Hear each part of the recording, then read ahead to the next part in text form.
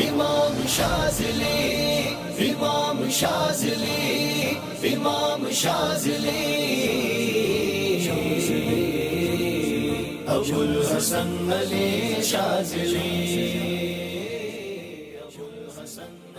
بسم اللہ الرحمن الرحیم۔ فیس بک پہ تصوف کی طرف منسوب ایک سلسلہ طریقت کی جاری کی گئی ویڈیو نظر سے گزری، جس میں داڑھی کی شرعی حیثیت کے حوالے سے گفتگو کی گئی ہے۔ اس ویڈیو کا خلاصہ یہ ہے کہ داڑھی رکھنا کوئی نیکی نہیں اور کاٹنا کوئی گناہ نہیں، بلکہ موجودہ زمانے میں مشرکین اور اہل کتاب کی مخالفت میں داڑھی نہ رکھنا ہی بہتر ہے، کیونکہ یہ سنن مخالفہ میں سے ہے۔ اس ویڈیو میں امت مسلمہ کو نبی کریم صلی اللہ علیہ وآلہ وسلم کی داڑھی جیسی محبوب سنت سے محروم کرنے کے لیے نہایت شاطرانہ انداز میں مغالطہ آفرینی کی گئی ہے، مگر صد افسوس پوری ویڈیو میں داڑھی منڈانے کے جواز پر نہ تو کوئی آیت پیش کی، نہ ہی کوئی حدیث شریف، اور نہ ہی ائمہ مجتہدین میں سے کسی کا قول پیش کیا، بلکہ صرف اور صرف ائمہ مجتہدین کے بیان کردہ دلائل میں شکوک و شبہات پیدا کرنے کی ناکام کوشش کی گئی ہے، اور آیات قرآنی اور احادیث نبوی کی من مانی تشریحات بیان کی گئی ہیں۔ انشاءاللہ اب ان کی ایک ایک مغالطہ آفرینی کو قرآن و سنت کی روشنی میں بے نقاب کیا جائے گا۔ ویڈیو بنانے والے حضرات سے درد مندانہ اپیل ہے کہ ہماری ویڈیو دیکھ کر اپنے مغالطوں کا ازالہ کر لیں اور سنت مصطفیٰ صلی اللہ علیہ وآلہ وسلم کی طرف دوبارہ لوٹ آئیں۔ اللہ تعالی حق بات کو قبول کرنے کی توفیق عطا فرمائے۔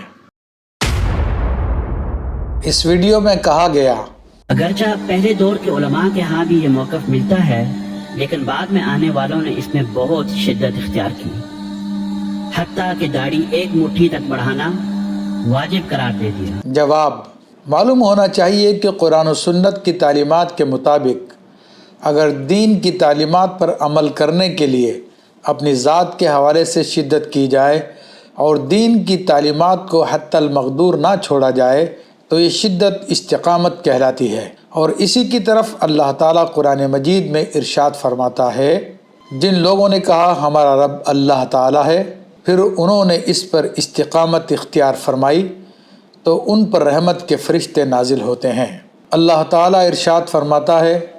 جو تمہیں رسول عطا فرمائیں وہ لے لو، اور جس سے منع فرمائیں اس سے رک جاؤ۔ اے سنت مصطفیٰ صلی اللہ علیہ وآلہ وسلم کے خلاف ویڈیو بنانے والو، اگر تمہارے ذوم باطل میں داڑھی بڑھانا اور اسے واجب قرار دینا اور داڑھی مونڈنے پر رد کرنا شدت ہے، تو تم پر یہ شدت رسول اللہ صلی اللہ علیہ وآلہ وسلم نے فرمائی ہے۔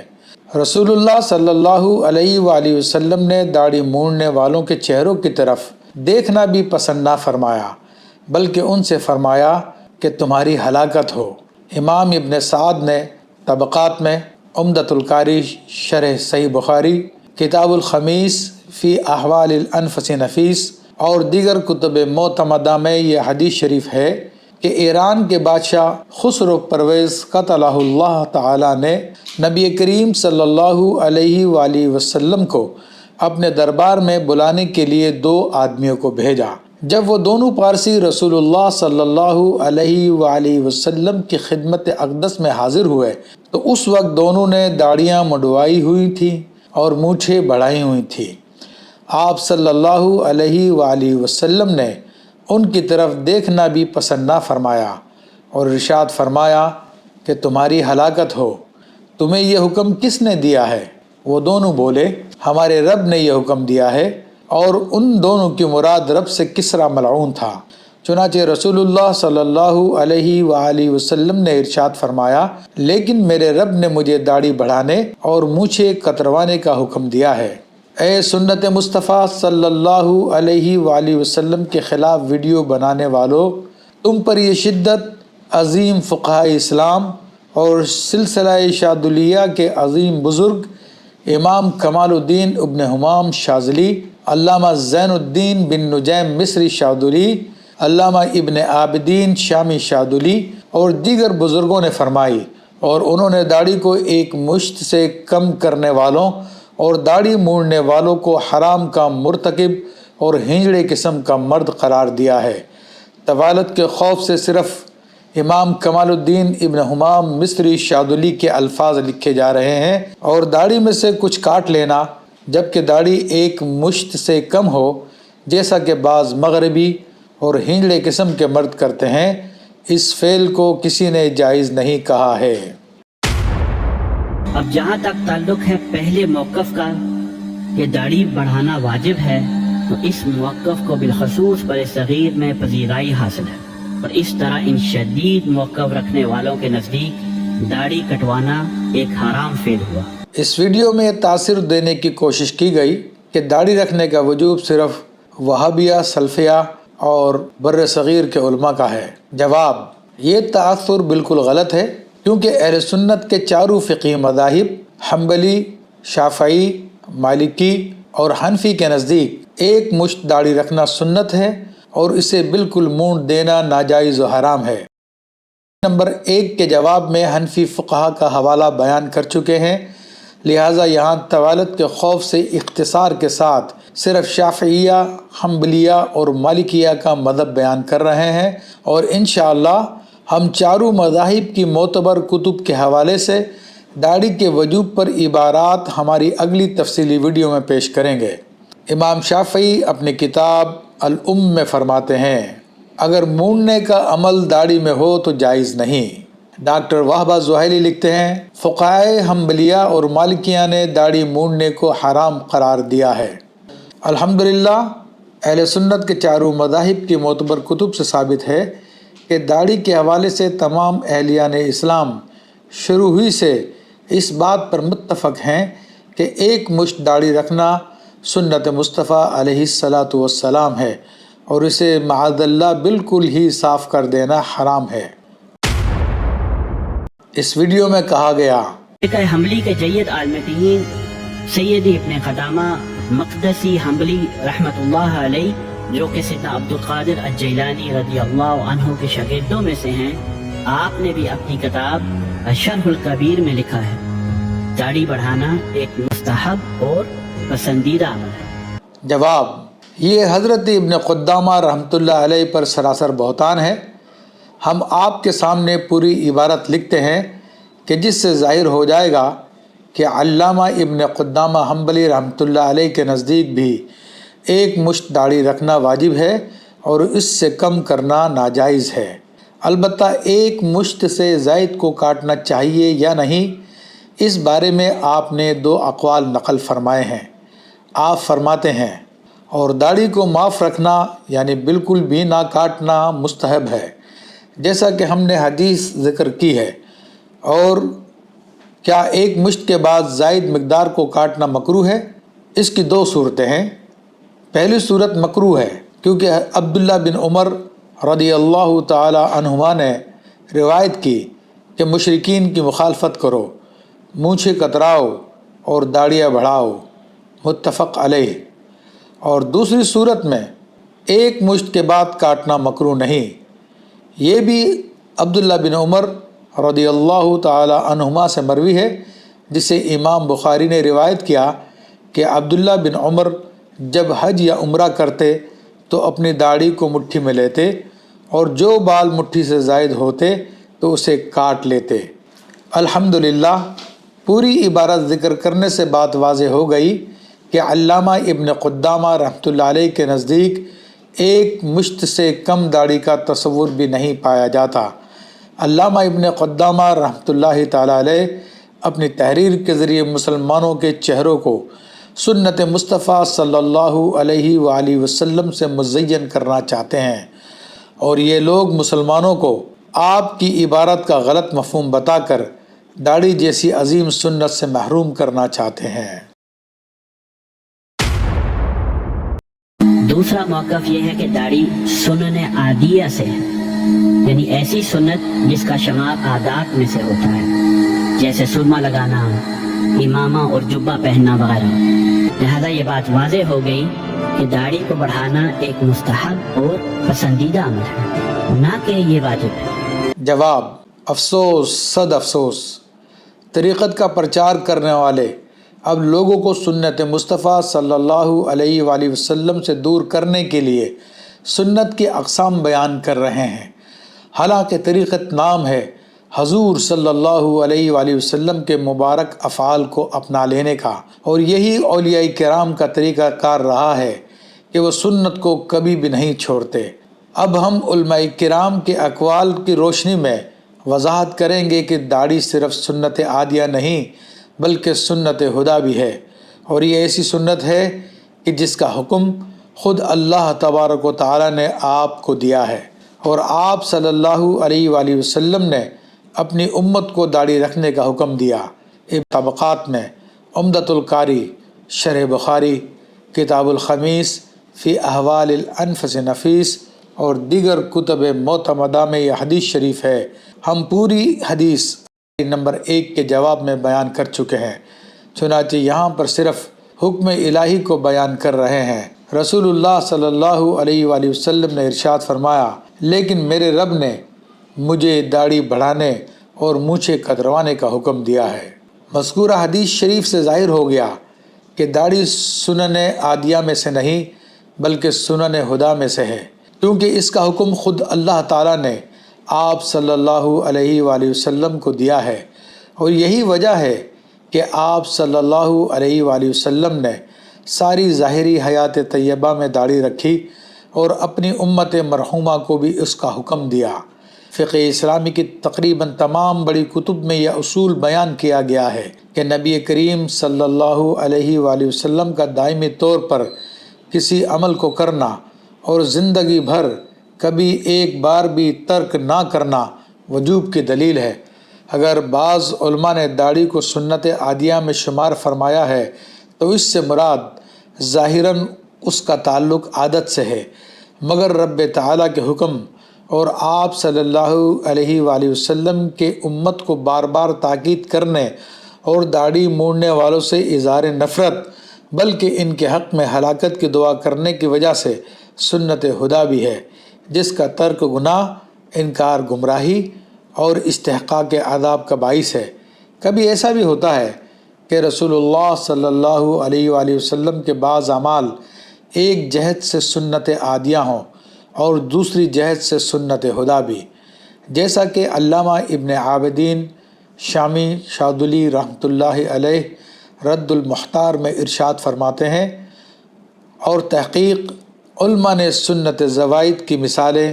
قرات، رکوع اور سجود کی طوالت کے ساتھ دی ہیں، اور ان کی عبادت ہونے میں کوئی شک نہیں۔ پس اس وقت سنت زوائد کا معنی ایسی سنت ہوگا کہ سرکار صلی اللہ علیہ وسلم نے جس پر مواظبت فرمائی اور یہاں تک کہ وہ آپ صلی اللہ علیہ وسلم کی عادت ہو گئی، اور آپ نے اسے سوائے بعض اوقات کے ترک نہ فرمایا، کیونکہ سنت دین میں وہ جاری طریقہ ہے جو بذات خود عبادت ہے، اور اس کو عادت کہنے کی وجہ کو ہم ذکر کر چکے،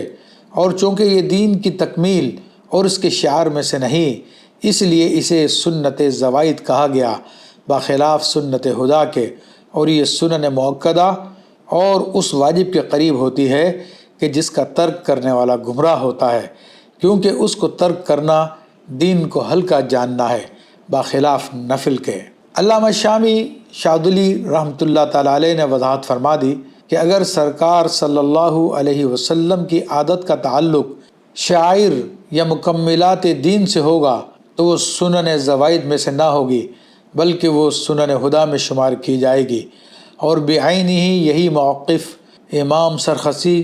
امام مکحول، علامہ اکمل الدین بابرتی اور علامہ ابن نجیم مصری رحمۃ اللہ علیہم کا بھی ہے۔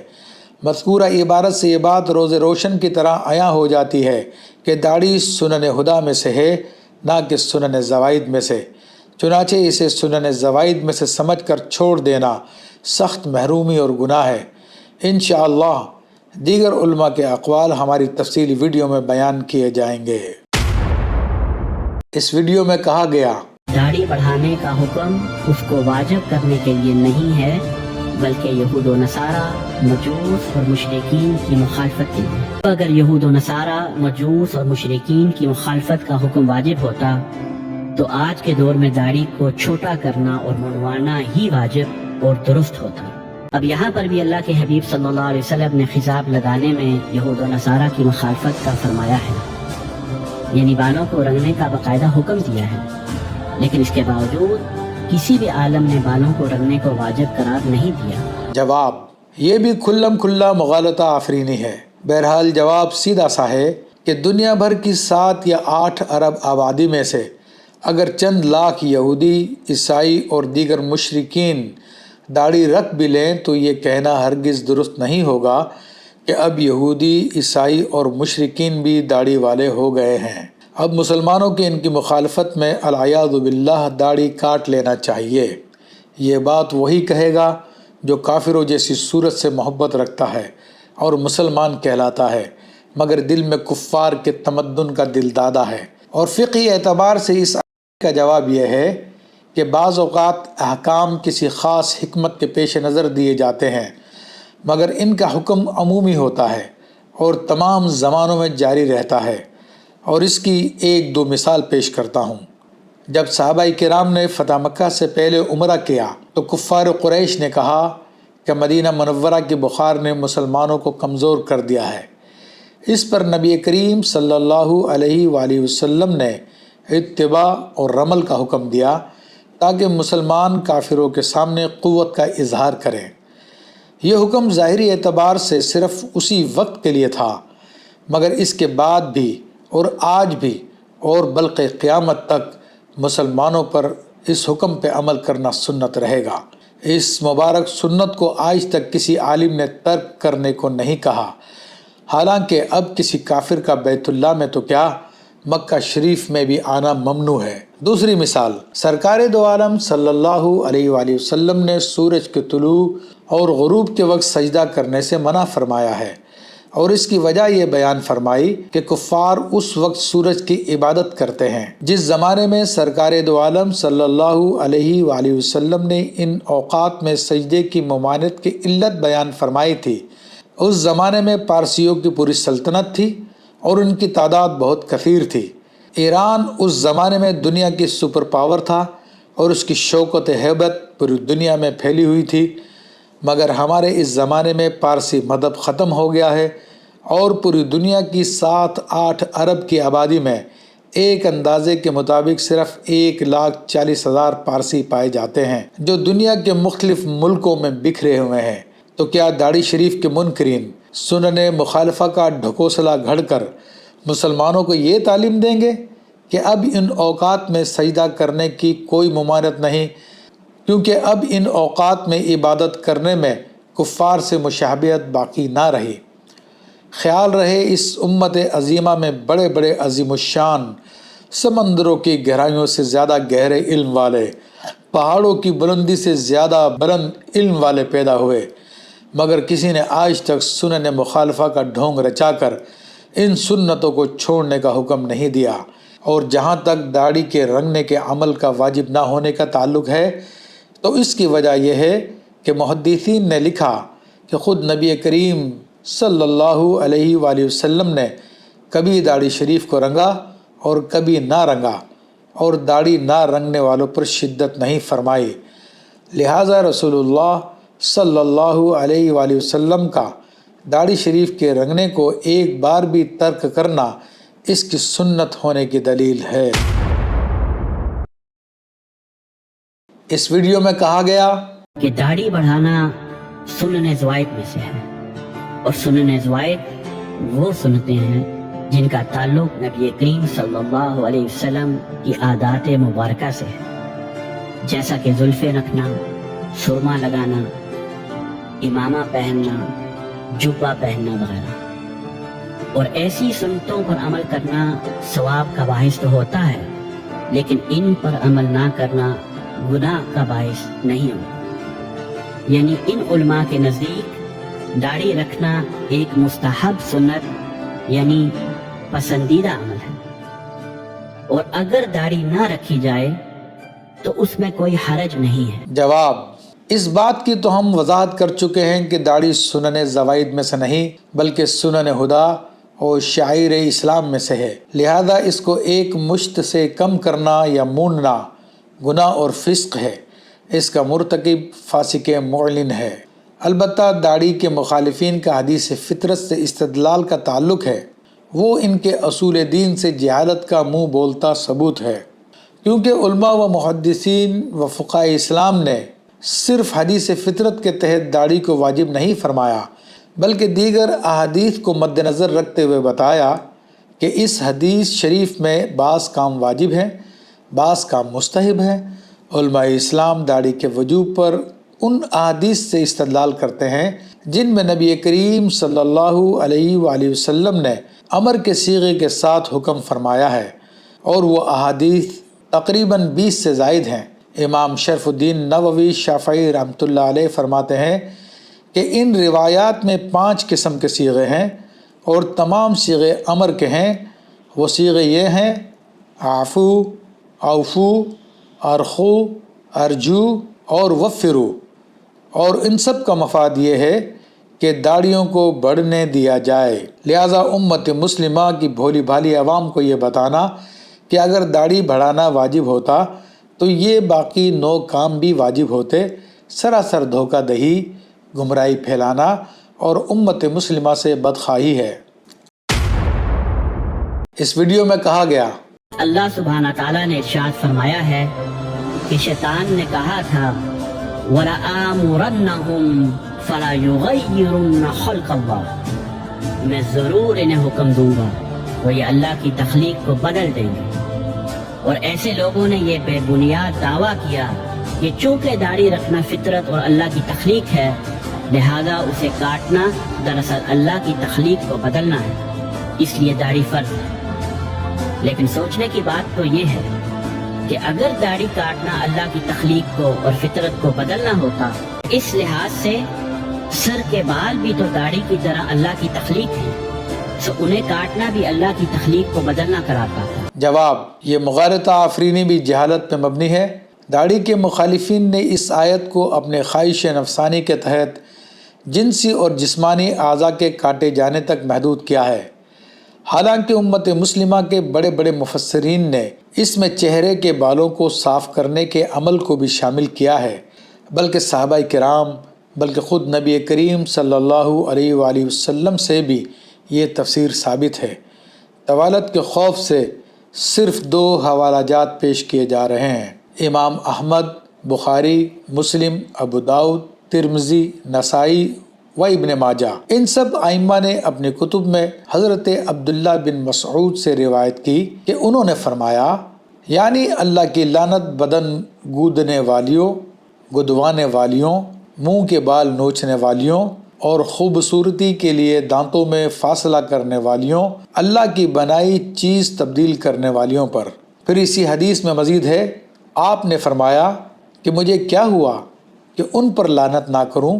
جن پہ رسول اللہ صلی اللہ علیہ وآلہ وسلم نے لعنت فرمائی، اور جس کا بیان قرآن عظیم میں ہے۔ قرآن پاک کی منمانی تفسیر کرنے والے غور کر لیں کہ خود سرکار دو عالم صلی اللہ علیہ وآلہ وسلم نے منہ سے بال صاف کرنے والوں کو بھی اللہ کی تخلیق تبدیل کرنے والا قرار دیا، اور انہیں اسی آیت طیبہ فَلْيُغَيِّرَنَّ خَلْقَ اللَّهِ کے تحت داخل فرمایا، جیسا کہ حدیث شریف کے الفاظ سے ظاہر ہے۔ چنانچہ داڑھی شیو کرنا بھی منہ سے بال صاف کرنا ہے، اور اس آیت طیبہ کے حکم کے مطابق ناجائز ہے۔ عظیم محدث شیخ محقق عبدالحق محدث دہلوی شاذلی رحمۃ اللہ تعالی علیہ اسی حدیث شریف کے تحت واضح لفظوں میں لکھتے ہیں، یعنی داڑھی مونڈنا اور اس کے مثل دیگر عمل اسی حکم اللہ کی تخلیق کو تبدیل کرنے کے تحت داخل ہے۔ اب معلوم ہو گیا کہ داڑھی کے خلاف ویڈیو بنانے والوں کا اس آیت کو جسمانی و جنسی اعضاء تک محدود کرنا تفسیر بالرائے ہے، اور تفسیر بالرائے حرام ہے، اور اس سے بڑا عظیم گناہ یہ کہ ان لوگوں نے رسول اللہ صلی اللہ علیہ وآلہ وسلم کی تفسیر کو چھوڑ کر اپنی من مانی تفسیر کو درست کہا، پھر لوگوں کو مغالطے میں ڈالنے کے لیے سر کے بالوں کا ذکر کر دیا کہ اگر داڑھی اس آیت کے تحت کاٹنا حرام ہے تو سر کے بال بھی کاٹنا حرام ہونا چاہیے۔ اے علم و عقل سے پیدل لوگو، دین تمہاری یا کسی اور کی فہم کا نام نہیں، بلکہ یہ رسول اللہ صلی اللہ علیہ وآلہ وسلم کی تعلیمات کا نام ہے۔ سر کے بال کاٹنا یا داڑھی کو ایک مشت کے بعد زائد حصے کو کاٹنے کا جواز دیگر احادیث سے ثابت ہے، لہٰذا سر کے بال کاٹنا، بغلوں اور زیر ناف کے بال کاٹنا اس آیت کے تحت داخل نہیں، کیونکہ دین لانے والی ذات محمد الرسول اللہ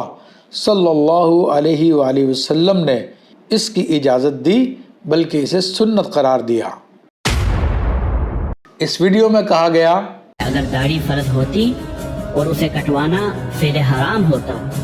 اور ایسا کرنے والا گناہ کبیرہ کا مرتکب ہوتا تو ایسا فعل کرنے پر کوئی سزا ضرور مقرر ہوتی، لیکن اللہ کے حبیب صلی اللہ علیہ وسلم نے داڑھی نہ رکھنے پر کوئی سزا یا تنبیہ ذکر نہیں فرمائی، بلکہ پورے ذخیرہ قرآن و حدیث میں ایسی کوئی بات نہیں ملی،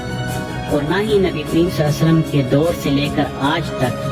کسی عالم دین نے داڑھی کٹوانے پر تعزیر اور سزا کا حکم لگایا ہے۔ جواب: اے سنت مصطفیٰ صلی اللہ علیہ وآلہ وسلم سے لوگوں کو دور کرنے والوں، تمہیں لوگوں کو گمراہ کرتے حیا نہیں آتی؟ اللہ تعالیٰ کے عذاب سے نہیں ڈرتے؟ کیا تمہارے لیے یہ سزا کم ہے کہ نبی کریم صلی اللہ علیہ وآلہ وسلم نے کسریٰ بادشاہ کے کارندوں کو داڑھی صاف کرنے پہ فرمایا کہ تمہارے لیے ہلاکت ہو، اور ان کی طرف دیکھنا بھی پسند نہیں فرمایا؟ کیا یہ کافی نہیں کہ چہرے کے بال صاف کرنے والوں پر اللہ عز و جل کی لعنت ہے؟ کیا یہ تنبیہ کافی نہیں کہ نبی کریم صلی اللہ علیہ وآلہ وسلم نے چہرے کے بال صاف کرنے والوں کو اللہ کی تخلیق کو تبدیل کرنے والوں میں شامل فرمایا ہے؟ کیا یہ تمہارے باز آنے کے لیے کافی نہیں کہ سیدنا عمر بن خطاب رضی اللہ تعالی عنہ اور قاضی ابن ابی لیلہ قاضی مدینہ منورہ نے داڑھی کے بال نوچنے والوں کی گواہی رد کر دی تھی؟ اے سنت مصطفیٰ صلی اللہ علیہ وآلہ وسلم سے برگشتہ کرنے والوں، کیا یہ تنبیہ اور سزا کافی نہیں کہ سیدنا عمر بن عبدالعزیز رحمۃ اللہ علیہ نے داڑھی کی بچی کے بال نوچنے والے کی شہادت رد کر دی تھی؟ اے سنت مصطفیٰ صلی اللہ علیہ وآلہ وسلم سے برگشتہ کرنے والوں، کیا تمہارے لیے یہ سزا کافی نہیں؟ داڑھی کترنے والوں کو ایک روایت میں بد نصیب قرار دیا گیا۔ اے سنت مصطفیٰ صلی اللہ علیہ وآلہ وسلم سے برگشتہ کرنے والوں، کیا تمہارے لیے سزا کافی نہیں؟ داڑھی کترنے والوں کو عظیم فقہاء اسلام نے تعزیر لگانے کا حکم دیا۔ امام برہان الدین نے ہدایہ میں، امام فخر الدین عثمان ذیلی نے تبیین الحقائق میں، علامہ نجم الدین طوری نے تکملہ بحر الرائق میں، پھر علامہ سید ابو سعود ازہری نے فتح المعین میں، امام سید احمد طحاوی نے حاشیۃ الدر المختار میں، اور علامہ سید امین آفندی نے رد المختار میں لکھا، داڑھی مونڈنے والے کو سزا دی جائے کہ وہ فعل حرام کا مرتکب ہوا۔ اے سنت مصطفیٰ صلی اللہ علیہ وسلم سے برگشتہ کرنے والوں، کیا تمہارے لیے یہ سزا کافی نہیں؟ داڑھی مونڈنے والوں کے لیے مشہور محدثین نے بد دعا فرمائی کہ ان داڑھی منڈانے والوں سے اللہ تعالیٰ اسلامی حدود کو پاک کرے۔ اس ویڈیو میں کہا گیا یہی موقف دارالافتاء مصر کے علماء کا ہے۔ مصر اور سوڈان کے دیگر علماء اہل سنت جو کہ شافعی اور مالکی ہیں، ترکی کے علماء اہل سنت جو کہ حنفی ہیں،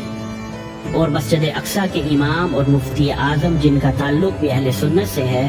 ان تمام کا موقف بھی یہی ہے۔ اسی طرح انڈونیشیا اور ملیشیا میں بھی علماء اور عوام اہل سنت عموماً داڑھی کے بغیر دکھائی دیتے ہیں، کیونکہ یہ بھی شافعی ہیں۔ جواب: یہ امام شافعی رضی اللہ تعالیٰ عنہ کا موقف نہیں ہے۔ ہم نمبر 2 کے جواب میں بیان کر چکے ہیں کہ صاحب مذہب سیدنا امام شافعی رحمۃ اللہ تعالیٰ علیہ نے کتاب الام میں داڑھی مونڈنے کو ناجائز بتایا ہے۔ مصر کے موجودہ علماء ہمارے لیے دلیل نہیں، دلیل قرآن و سنت، پھر ائمہ مجتہدین اور پھر ان کے سچے پیروکار علماء اعلام ہے۔ مصر کے علماء اگر ہمارے زمانے میں داڑیاں منڈوا رہے ہیں یا کتروا رہے ہیں، بلکہ اس کے جواز کا بھی فتویٰ دے رہے ہیں، تو یہ سب علماء حالت اضطرار میں ہیں، اور ایسا کرنے پہ مجبور ہے کیونکہ مصر کے سابقہ صدر حسنی مبارک نے مصر میں داڑھی رکھنے پر پابندی لگا دی تھی، اور حسنی مبارک ایک بے دین ڈکٹیٹر تھا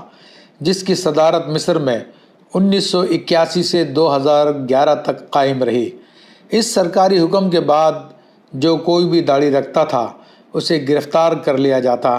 سزا دی جاتی، اگر سرکاری ملازم ہوتا تو اس کی ملازمت ختم کر دی جاتی تھی، اور یہ پابندی آج تک جاری ہے۔ البتہ صدر محمد مرسی اسلام پسند تھا۔ اس نے الیکشن مہم کے دوران پولیس والوں سے وعدہ کیا تھا کہ اگر میری حکومت آئے تو میں تمہیں داڑھی رکھنے کی اجازت دوں گا۔ چنانچہ اس نے ایسا ہی کیا، بلکہ جن لوگوں کی داڑھی رکھنے کی وجہ سے نوکریاں ختم کی گئی تھیں انہیں بحال بھی کیا۔ In Cairo, hundreds of people have rallied to demand that President Mohamed Morsi reinstate several policemen who've been suspended for growing beards. Although an Egyptian court ruled in their favour, they haven't been allowed to return to work. Worn by pious Muslims, the beard is a political issue in post-revolution Egypt. Nothing in the law or the constitution prevents our right to have beards. We've pursued all legal avenues to get this right, and finally the Supreme Court's decided that we can return to work. So we ask the President to issue an order, send us back to work and end this crisis. مگر ان کی صدارت 30 جون 2012 سے 3 جولائی 2013 تک رہی، اور اسلام پسندی کی پاداش میں مصری جنرل ابو الفتح نے ان کی حکومت جبراً ختم کر دی تھی۔ اسی پابندی کا اثر ہے کوئی عالم داڑھی رکھنے کی جرت نہیں کرتا اور داڑھی مونڈنے کے جواز کا فتویٰ لکھنے پر مجبور ہے۔ ہماری اس بات کے گواہ انٹرنیشنل جرائد اور اخبارات ہیں۔ واشنگٹن پوسٹ کی یہ خبر ملاحظہ فرمائیں۔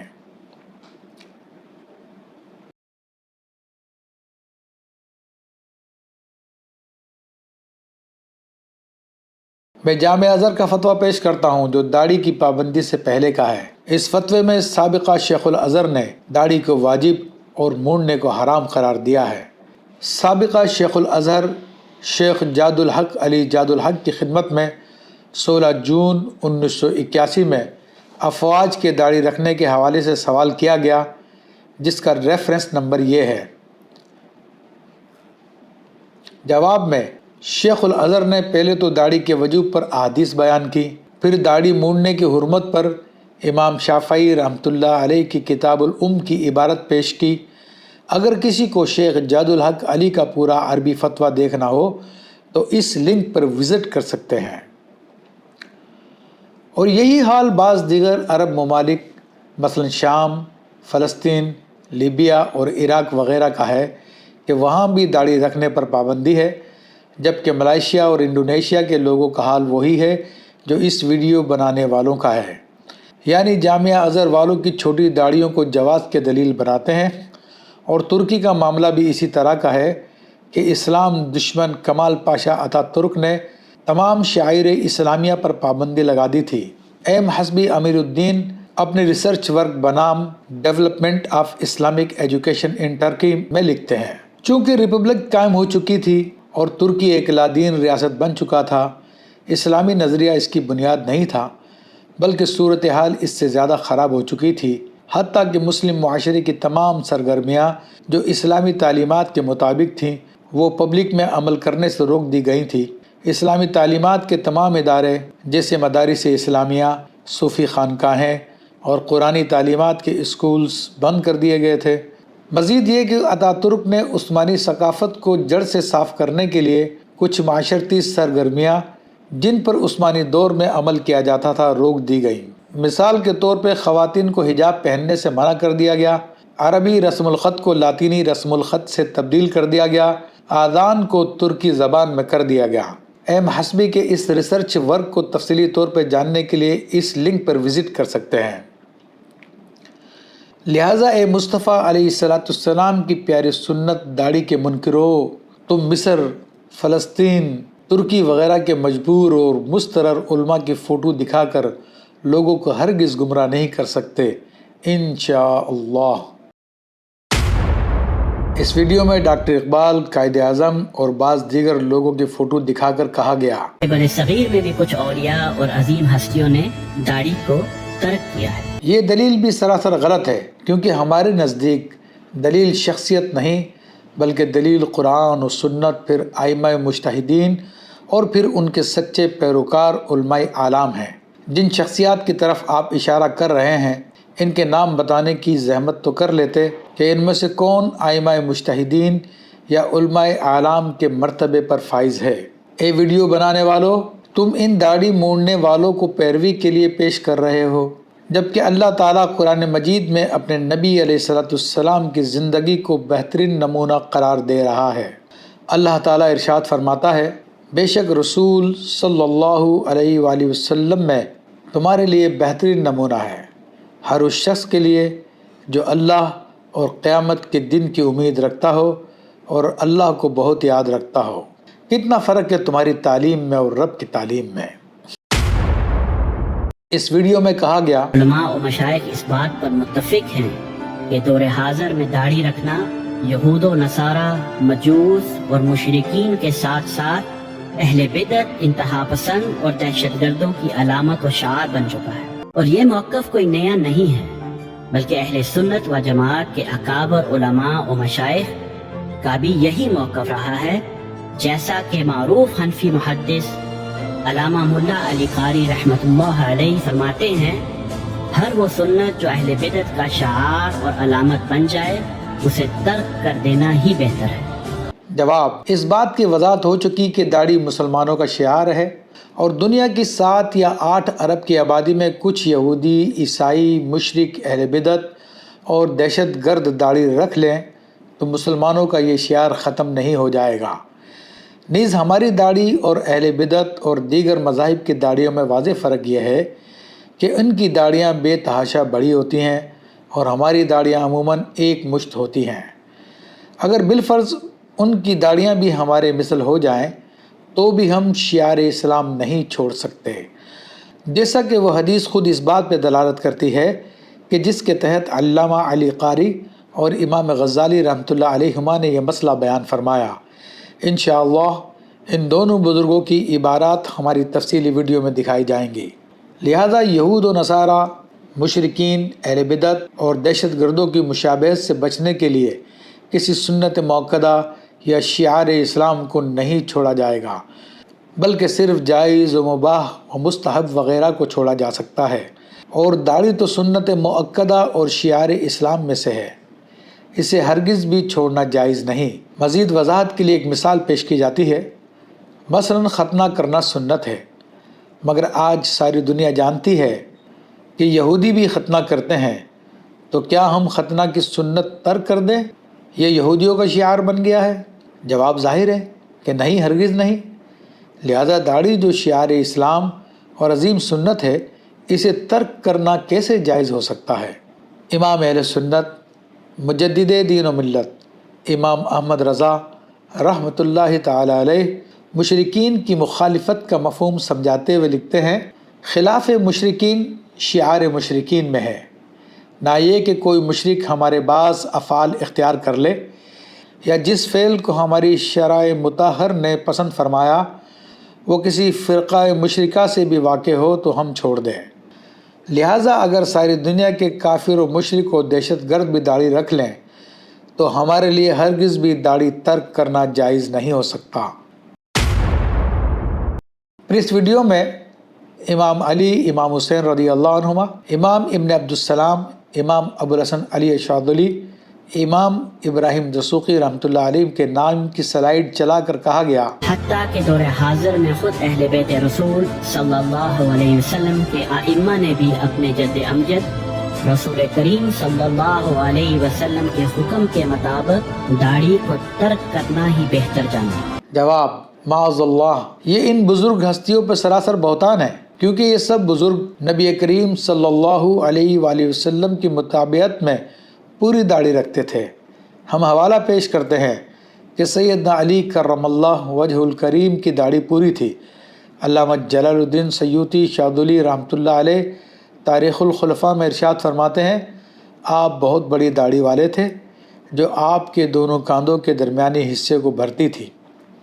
اسی طرح سیدنا امام حسین رضی اللہ تعالیٰ عنہ کی داڑھی کے بارے میں آپ کے سیرت نگاروں نے لکھا کہ آپ گھنی داڑھی والے تھے۔ اس طرح شیخ عبدالسلام ابن مشیش، شیخ ابوالحسن شاذلی، شیخ ابراہیم دسوقی رحمۃ اللہ علیہ مجمعین بھی سنت نبوی صلی اللہ علیہ وآلہ وسلم کی پیروی کرتے تھے اور ساری زندگی اسی کی تعلیم دیتے رہے۔ شیخ عبدالسلام ابن مشیش، شیخ ابراہیم دسوقی دونوں ہی بزرگ شافعی المذہب اور شیخ ابوالحسن شاذلی مالکی المذہب تھے۔ امام شافعی اور امام مالک رحمۃ اللہ علیہما دونوں ہی کے نزدیک داڑھی منڈوانا حرام ہے، تو یہ کس طرح ممکن ہے کہ بزرگ ہستیاں اپنے امام کی مخالفت کریں؟ بلکہ ہم عظیم شاذلی فقہا کے حوالے سے بیان کر چکے ہیں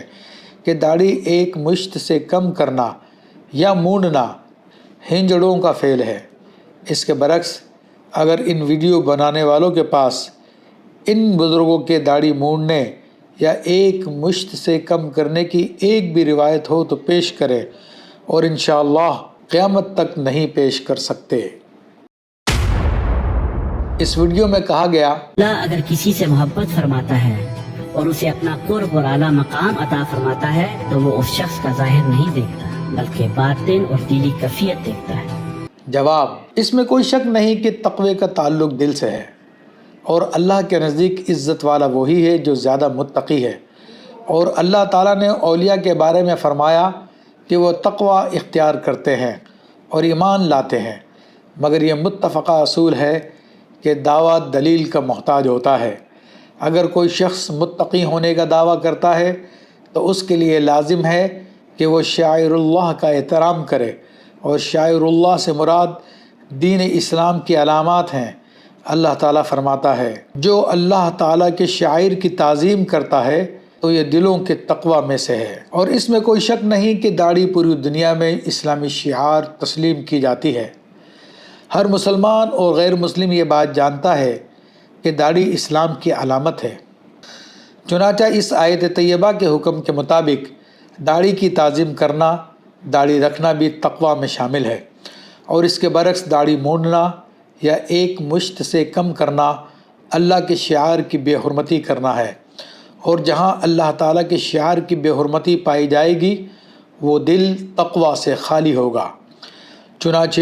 داڑھی مونڈ کر تقوی کا دعویٰ کرنا سراسر غلط، اور یہ ایک ایسا دعویٰ ہے کہ جس کی سچائی پر کوئی دلیل نہیں ہے۔ اس لیے حضرت عمر بن خطاب،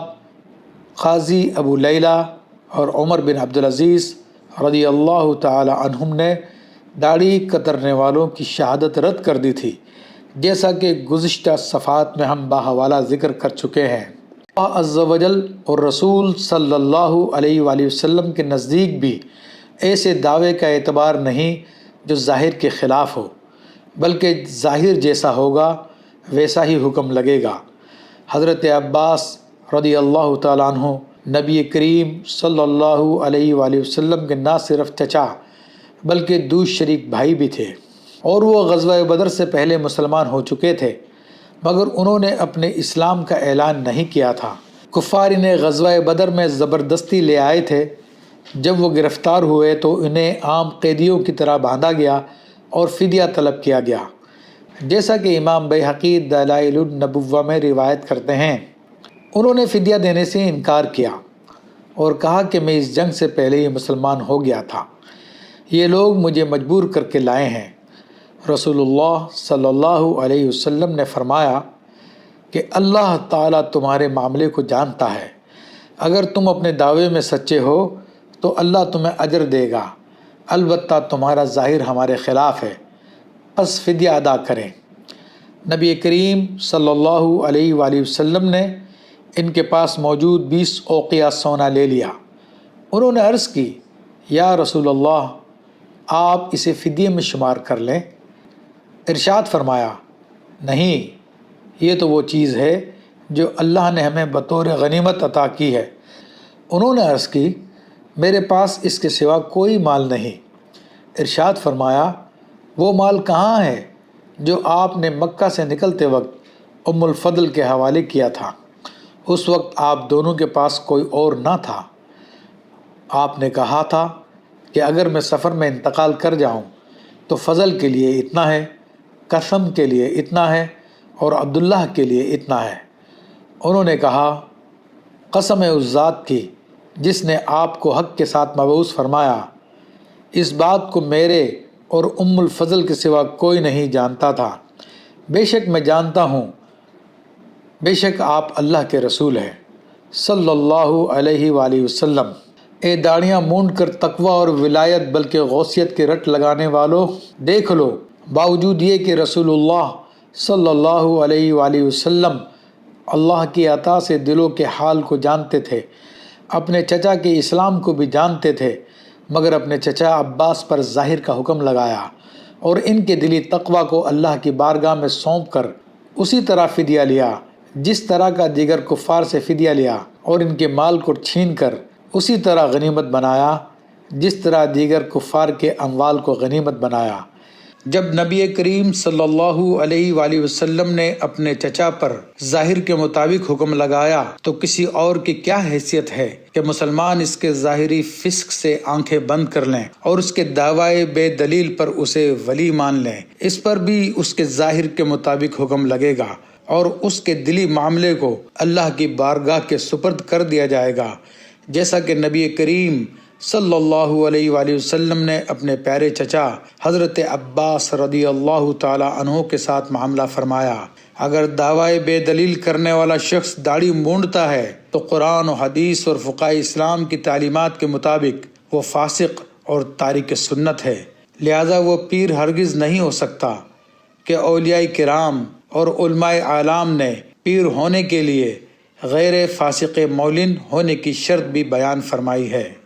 داڑھی کی سنیت کے منکروں سے آخر میں ایک مرتبہ پھر درد مندانہ اپیل کی جاتی ہے کہ وہ اپنی روش سے باز آ جائیں اور جمہور اہلیان اسلام کے نظریے کے مطابق ایک مشت داڑھی کی سنیت اور مونڈنے کی حرمت کو تسلیم کر لیں۔ اگر انہیں اس سلسلے میں مزید شکوک و شبہات ہوں تو علماء اسلام سے رابطہ کر کے اپنے شبہات کو دور کر لیں۔ وما علینا الا البلاغ المبین۔